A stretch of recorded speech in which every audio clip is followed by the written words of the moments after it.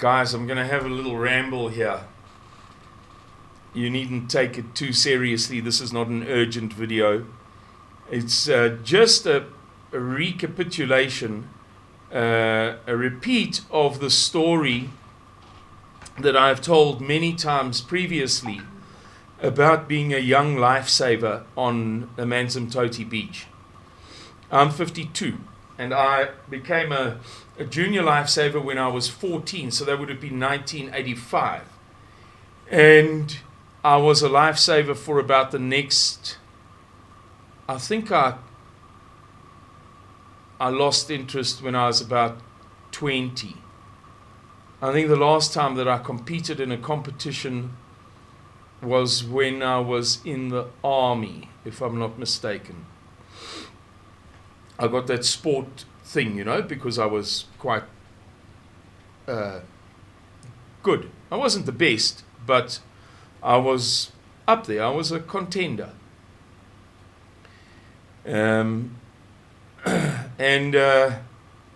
Yeah, so it was for about 6 years. And when we were, I suppose, at our peak, we were a group of about 6 or 7 guys. No, maybe I started when I was 13. Anyway, doesn't matter. We were a group of about 6 or 7 guys that qualified as lifesavers, as juniors, but you are allowed to get that qualification as a kid. 6 or 7 of us that did it together and then competed together, because lifesaving, voluntary lifesaving in South Africa is very much about the beach and keeping people safe when the professional lifeguards are on holiday, public holiday, Sundays, what have you. So it's a very good service, and the standards are very high. In my time, the standards were unquestionably higher among the volunteers than among the professionals. I'm not saying the professionals were no good. I'm just saying in every single last competition that was ever held between the volunteers and the professionals, the volunteers won hands down. Every single one, and hands down. None of them were even close. So, as kids of about, I suppose, 16, 17, 18, first year university, we swam to the shark nets on a couple of occasions. Now, I should explain to you that the Natal coast had at that time the highest rate of shark attack in the world. In fact, I was pally with, I wasn't a close friend of, but I knew him and we got on very well, the only man in history to have been attacked in nature by a shark twice, outside of people shark diving or cage diving, or, I mean, if you muck around with sharks, there are going to be events. Talking about a guy just swimming. He was attacked on, unless I'm very much mistaken, the same day, a year or 2 years apart, but the same day, let's call it Christmas Day or Boxing Day or New Year's Day, in the same place. His name was Gabriel Botha. Lekker bully. He must be long gone. Anyway, so the Natal Anti-Shark Measures Board was founded to do something about the high rate of shark attack on the Natal coast, and the measure that they came up with was shark nets. And the nets are placed like this. They're staggered along a certain length of shoreline, but not the entire length of the Natal coast. So at Amanzimtoti Beach, the nets might have stretched, in those days before Pipeline Beach was an official bathing beach, they might have stretched, let's say, as far as Pipeline, so 2 kilometers northward, and then perhaps 2 kilometers southward, as far as Chain Rocks, Amanzimtoti Ski Boat Club. And so sharks could come around the nets, and if they swam parallel to the shore, particularly in a high tide, when there's lots of water during high tide, they could swim those 2 kilometers easily. And because the nets were staggered in this manner, they could swim between the nets very easily. The nets overlapped, but I think you get the idea. And that was because if you were to lay a net of 2 kilometers long, it would be dragged very easily. So the sharks would come in, they would sense that they were trapped, and they would turn and not be able to navigate their way out. And in the panic, they would swim straight into the nets and be caught around their gills. And every morning, every Monday morning, the nets would be lifted by the Natal anti-shark measures board boats. Monday in the case of Amanzimtoti Beach at that time. And I suppose Tuesday and Wednesday and Thursday and Friday at other beaches. Right. This was up and down the length of the Natal coast. Now, when I say Amanzimtoti Beach, more precisely it was Nyoni Rocks Beach, the main beach at Amanzimtoti. And as kids, on a few occasions, we swam out to the shark nets. And it's a terrifying, terrifying, terrifying experience, knowing for certain that there are sharks in that space in which you find yourself. That the nets wouldn't keep them out. So the further you swam, the deeper it got, the more scary it was. Now, anybody who knows anything about the sea knows that at the best of times, when the seawater is deep and you look down into it, it becomes sort of eerie. I don't know what's the right word, but that kind of depth going into nothing when the water's, especially when it's clean, there's something about it. So there were all sorts of reasons for us as kids to be afraid. And the closer we got to the shark nets, which are very far out, I would say as a number, 300 to 400 meters. The people on the shore in the distance would become smaller and smaller and smaller and smaller, and you would get that sense of perspective on how far you are, how far away from the shore you are, as you see things sort of diminish in size in the distance. And we would panic.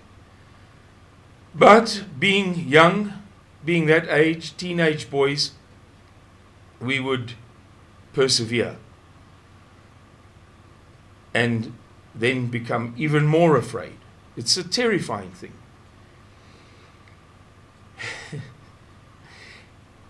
And one thing I haven't said to you yet is, we spoke about the shark attacks in the world and what have you.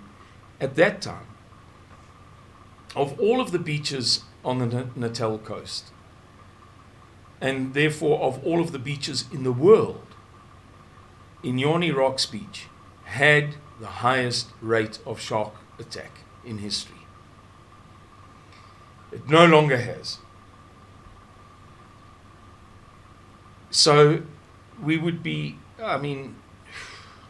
just very, very scared. And sooner or later, somebody would say, if we see a shark, I won't have to be the fastest swimmer to survive, just the second slowest. Meaning that if we see a shark, we're all going to swim in the same direction away from the shark. And if it attacks us, it's going to attack the first person. This is the assumption. It may not have been true. The shark might have done a turn around and then come back and then thought that that human fishy looked plumper than the rest or whatever, more appealing. But in our simple teenage minds, that's how we thought. And it is one of the greatest truisms of life. It is an axiom. That means a self-evidently true thing.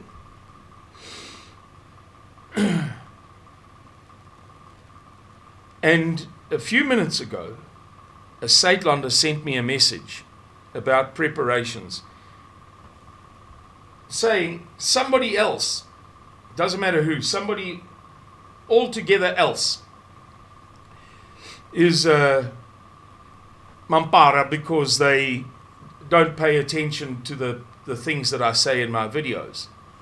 And that this guy who had failed in something should have listened to my advice and he would have succeeded. Which is true, but be that as it may, without slandering that third party too much, I tell you, when it comes to preparations, you don't have to have everything that opens and shuts. You do not have to be well prepared. You only have to be relatively well prepared in order to live relatively okay. I beg your pardon, guys. I've told you before about my unruly moustache. When it gets long, the hairs do their own things and they tickled my nostrils. You know, not Warren Buffett, his chommy, Charlie Munger, recently did an interview in which he proved, with very good examples, how mankind or human beings as individuals are not driven by greed. They're driven by envy to succeed. They see other people's success and they don't like it, that those other people have got that success. It's almost jealousy. You know, jealousy being the idea that what you have should have come to me. And we spoke about jealousy and the things that AfriForum and Solidariteit are doing, the pebble bed modular reactor, the what have you. That will arouse jealousy, the famous African jealousy, because the people will feel that they were supposed to do well. The Afrikaners are not supposed to be doing well at this time. How come their area is the cleanest and they've got the most and their kids and the schools and the power and the this? That is jealousy. I am the one because I suffered under slavery for 300,000 years. Actual, real, genuine, true slavery. And now I'm in charge and I'm doing so badly. It shouldn't be this way. Not that it should not be this way. As God is a jealous God, these people, my people, belong to me. I do not wish to share them with other gods. They are mine. I am jealous of my people. A jealous husband, technically, means a man who wants his wife all to himself. And rightly so.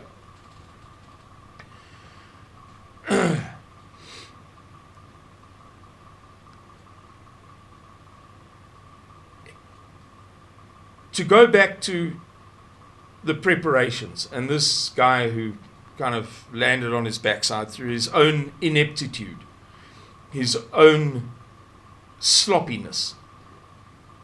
You don't have to be brilliant. You have to be brilliant if you want to walk solo across Antarctica or scale a cliff face as a famous rock climber, contorting every which way to get purchase, to get handholds and footholds. You have to be brilliant if you want to be the richest man in the world. You have to be brilliant if you want to win the 100 meters at the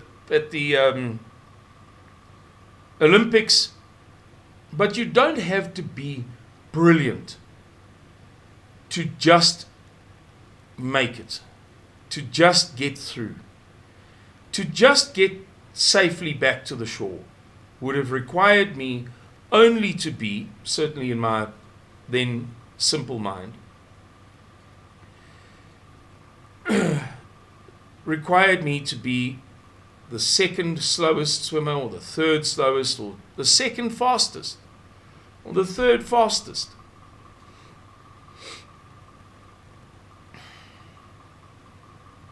Likewise, as we contemplate the demise of South Africa, as we contemplate the likelihood of South Africa spiraling out of control, resulting in a social crisis, which in turn will lead to greater fracturing, and in a society like ours, that shall inevitably be along racial lines. No question about it, for numerous sociological reasons. Anybody who doesn't know that has got rocks in their head. Any university person or businessman or politically correct denizen of Killarney or Hilton, not Hilton, I beg your pardon, what's this place, Houghton in Johannesburg, any member of the Black Sash or the Democratic Alliance that disputes you on that is just plain thick. End of story. If they think that there's going to be a social crisis, that any hypothetical social crisis will yet possess, in spite of the crisis, there will yet be harmony, racial harmony in South Africa, is dumb.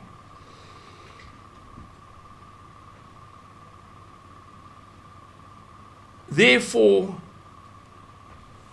as I say, we contemplate South Africa spiraling out of control and social crisis and fracturing or rupturing along racial lines, nationwide anarchy, civil war, national emergency plan, getting out of the cities, on track, on track, on track.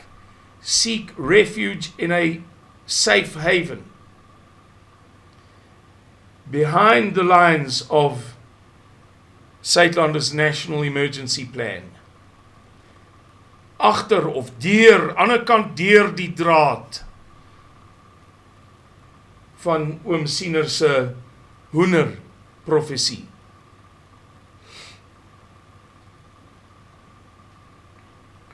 If you arrive in that location on the Orange River, whatsoever location it may be, or if you are going just to a sector to hold the line of our national emergency plan, and you get there with next to nothing, but you are fit and healthy, boom, you will eat every day. If you get there with next to nothing, but you are competent and capable in a sphere of endeavor that is valuable to the national emergency plan, boom, you'll eat all day. You'll eat every day, I beg your pardon. And relative to others, even if you're eating only a bowl of pap a day, you will be like middle class, or not wealthy, I don't want to use that word, but you'll be middle class. In the jealous human spirit, you'll be okay, Jack, and you'll know it and you'll be happy for it. I'm not trying to promote sin, to promote jealousy and envy and things like that. I'm just saying that the reality is that there were people 100 years ago who had fewer Ford Rangers than you do, fewer microwave ovens, fewer VHS players, fewer bowls of muesli in the morning, fewer lawnmowers, fewer calculators, computers, and YouTube accounts than you do, who were happier and, by the standards of the times, richer than you are.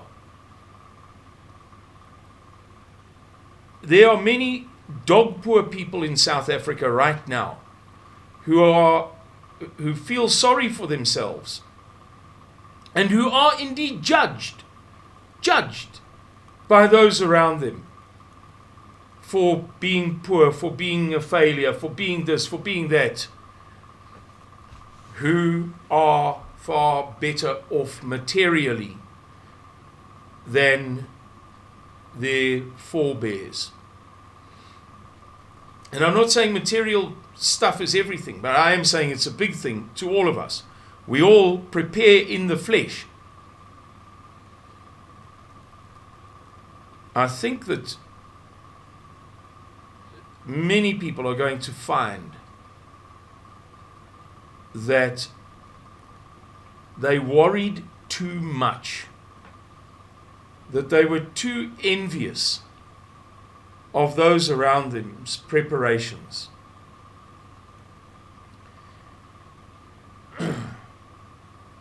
And that they came into the thing, entered this time of crisis that we believe may be approaching, even emerging,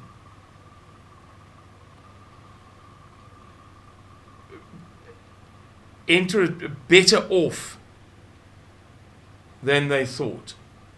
Which is not to say, hey, don't prepare. It's just to say that when some people slip up, when they do badly, when they make a mess of their endeavors,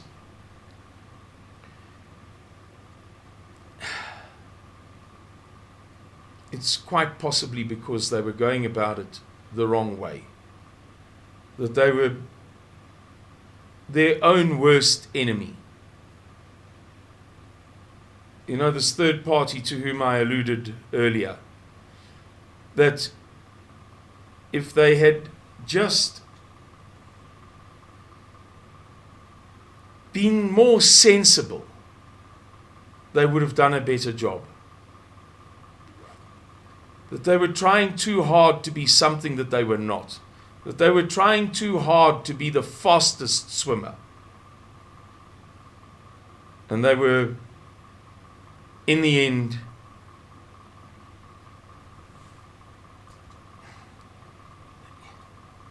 I don't want to slander this person too much.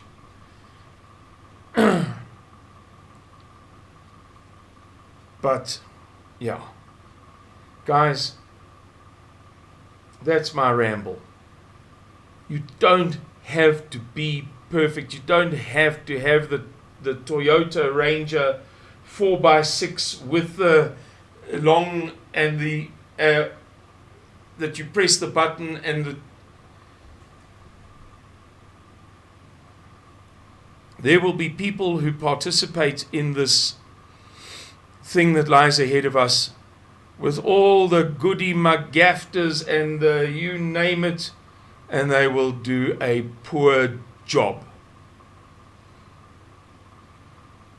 And there will be people who participate as ordinary folks with some simple skills or a mid-level leadership position in Saitlanders or some useful experience or some valuable knowledge or a willingness to work who will in the end do far better than those people whose heads are so far up their backsides that they just can't see that they are their own worst enemies.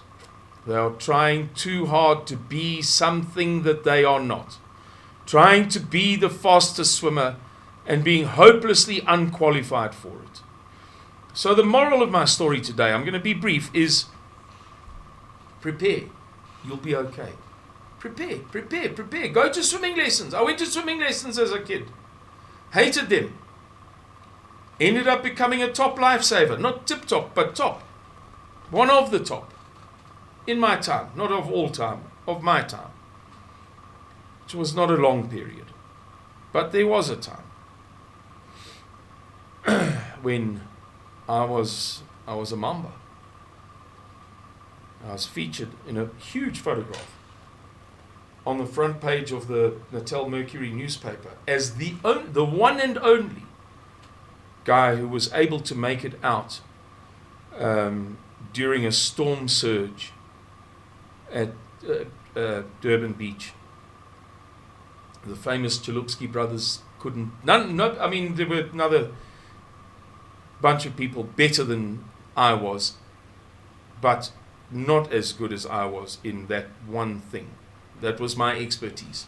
It was very rough, very dangerous water. I could do it well. It started with swimming lessons that I hated. So prepare. We must prepare. We must all prepare. I'm in negotiations with Marguerite at the moment over more goats of a different sort, because the milch goats are styling. Kevin and Roz from down here, Grootwater, some of you will know them, some of you from East London world, have put 2 of their ewes with my ram. So now in total we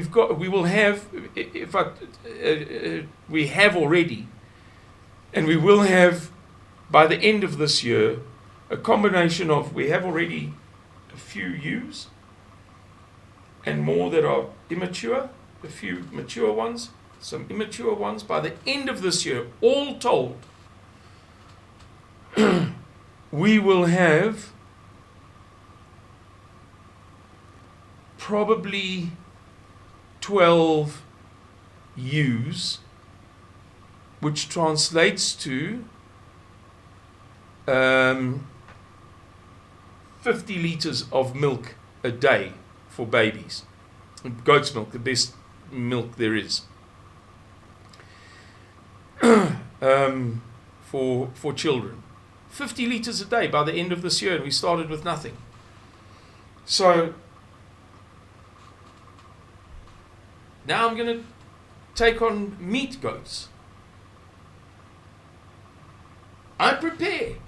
My chickens were wiped out, all but 4 of them, between mongooses, snakes, the marex and the tampon. The marex is virulent Newcastle disease. Tampon is a colony of minuscule, absolutely tiny ticks that forms what looks like, to the naked eye, a mole.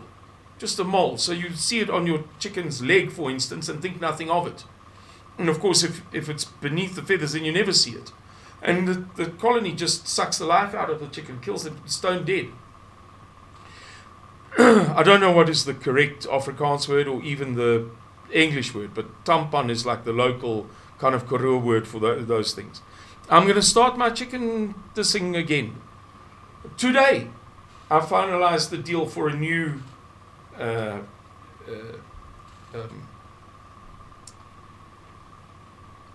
coop